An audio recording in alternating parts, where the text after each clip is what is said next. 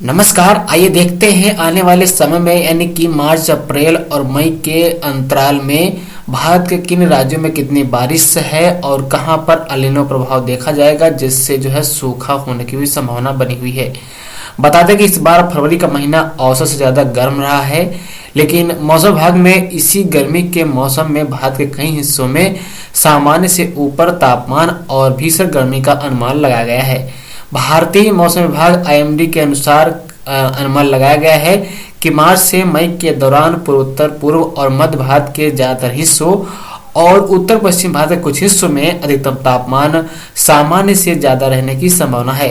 IMD ने अनुमान लगाया है कि आने वाले समय में गर्मी के मौसम के लिए अपना पूर्वानुमान जारी जो किया है उसमें बताया है कि भारत के ज़्यादातर हिस्सों में मार्च मई के दौरान लू चलने की संभावना है।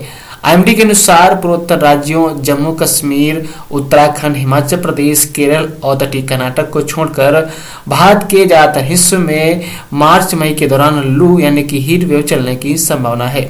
इसने चेतावनी भी दी है कि प्रायद्वीपीय भारत को छोड़ करके न्यूनतम तापमान भी सामान्य से ज़्यादा रहेगा और आईएमडी ने कहा है कि मार्च उत्तर पश्चिमी भारत में सामान्य से ज़्यादा सूखा रहेगा।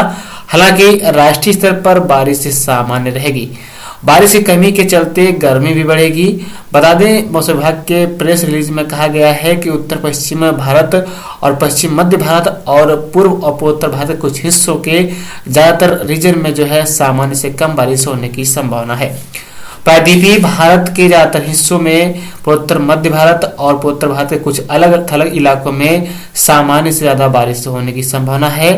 आईएमडी के पूर्वानुमान की अगर बात करें तो आने वाले दिनों में आपको बता दें यानी कि मई और मार्च के दौरान पूर्वोत्तर और पूर्व मध्य भारत के ज़्यादातर हिस्सों और उत्तर पश्चिम भारत के कुछ हिस्सों में अधिकतम तापमान सामान्य से ज़्यादा रहने की संभावना है।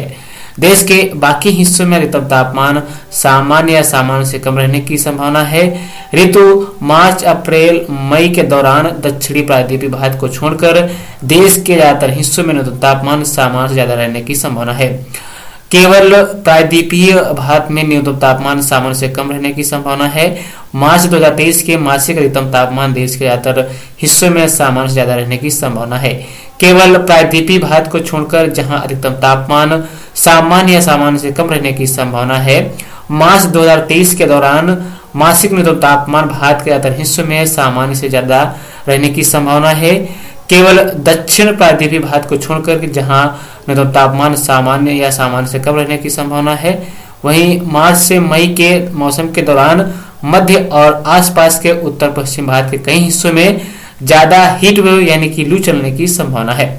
मध्य भारत में मार्च 2023 के दौरान कम लू चलने की संभावना बनी हुई है।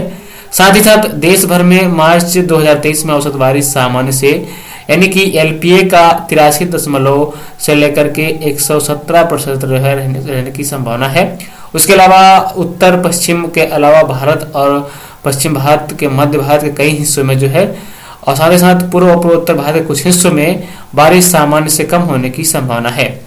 प्रायद्वीपीय भारत और पूर्व मध्य भारत के ज्यादातर हिस्सों और पूर्वोत्तर भारत के कुछ इलाकों में सामान्य से ज्यादा बारिश होने की संभावना है।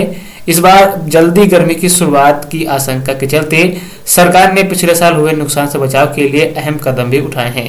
पिछले साल मार्च में पड़ी बेहद गर्मी ने सर्दियों की गेहूं की फसल को नुकसान पहुंचाया था और इस बार सरकार ने इसके लिए एक अंतर मंत्रालय जो है समिति बनाई है और अनाज की महंगाई बढ़ने और सरकार खाद्य भंडार में गिरावट के साथ ये एक ऐसा झटका होगा जिससे सरकार बर्दाश्त नहीं कर सकती है। इसके अलावा आईएमडी के पूर्वानुमान से पता चलता है कि मानसून के मौसम के साथ जून, जुलाई और अगस्त में एल नीनो की स्थिति बनने की लगभग 50% आशंका है। हिंदुस्तान टाइम्स के मुताबिक आपको बता दें कि आईएमडी ने यह भी बताया है कि उसके हाइड्रोमेट और एग्रोमेट सलाहकार जो सेवाएं हैं उसके जरिए उन्होंने यह उल्लेखित किया है कि इसका ज़्यादातर सटीक प्रमाण केवल अप्रैल में ही लगाया जा सकता है।